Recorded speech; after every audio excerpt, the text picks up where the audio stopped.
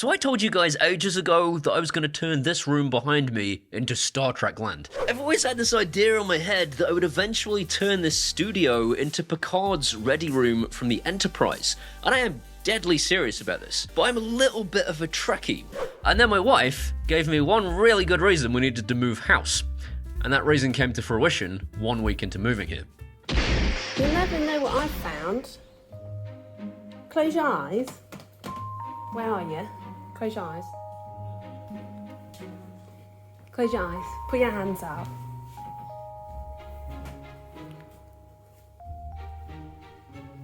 Have a look.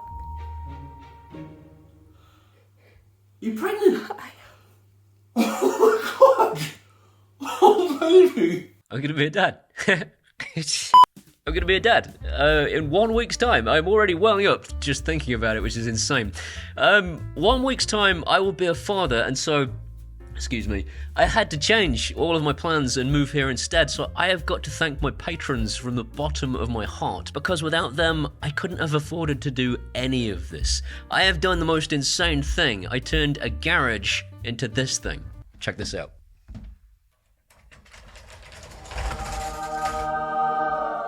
Star Trek land.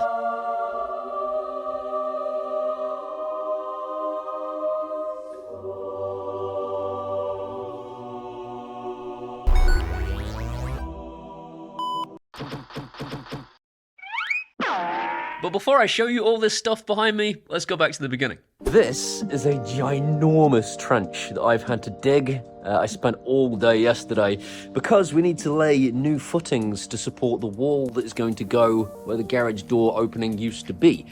So it's... Get off the building site, it's not for plebs! Get out before I hurt myself. I did none of this. Big burly men did it. Garage is gone.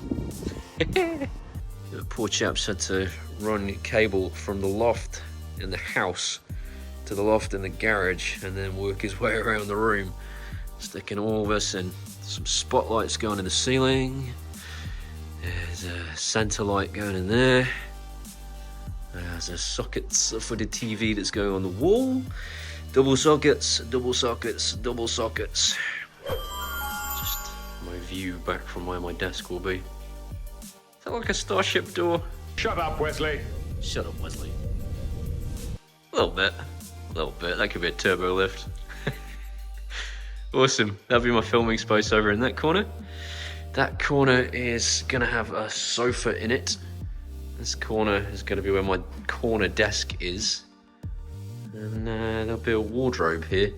That might sound weird because it's gonna be in front of the light switch, but it's gonna be a smart home light switch. I'm basically just hiding the light switches with a wardrobe.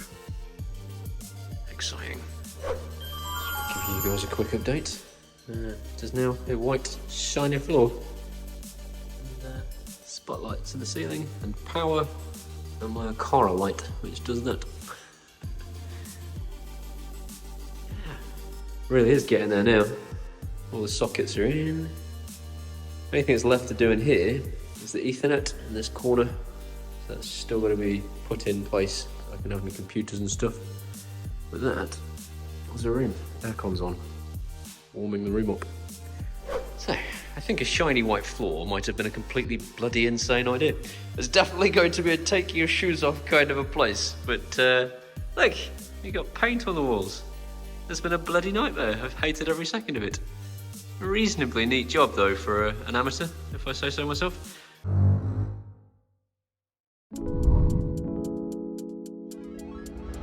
So, quick update. We have the wooden panels all along the walls now. They need to do this top strip up here between the two lights. So we've got our LED strips in place. No electric to these yet, which sucks because I really, really want to show you them lit up. They look so cool. But they've had to take the electricity away until the electrician can get up into the loft and actually wire a socket into the wire that's up there. They found out that these things were stapled to their black material behind them, and as soon as they cut them, they lost their staples and fell to pieces. So they've now got to manually staple all of these things before they can finish this strip at the top. These are the panels This is a protective material over this one. This is actually the finished product. I kind of really like the protective material, which is a bit of a shame. But I'll get used to what this looks like, and once they're all in, it's going to look amazing. So they've kind of managed to get themselves around to this part. And then they got a bit like fed up and went home because it's taken forever. It's been 84 years. TV's going here. So they've got the thing on the wall ready to get that in place. So these clips will come out, protective material will come off, and we'll have a room that looks super, super Star Trek-y. Exciting times. I have literally just finished this, boys. It's taken so long, but it's finally done. I literally just put the finishing touch to it today. Look at it. It's out of this world, insanely beautiful. So, let me take you through some of these things. This sign on the wall was from a company, or it's actually a mom and pop organization in the States that make art. And they did a beautiful job, and I don't want to take anything away from them, but they didn't send me what I ordered.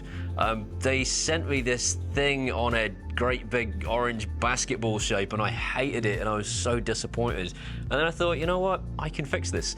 So I removed it from its base. I took away their cheap LEDs, and I put on it instead this Govee rope light.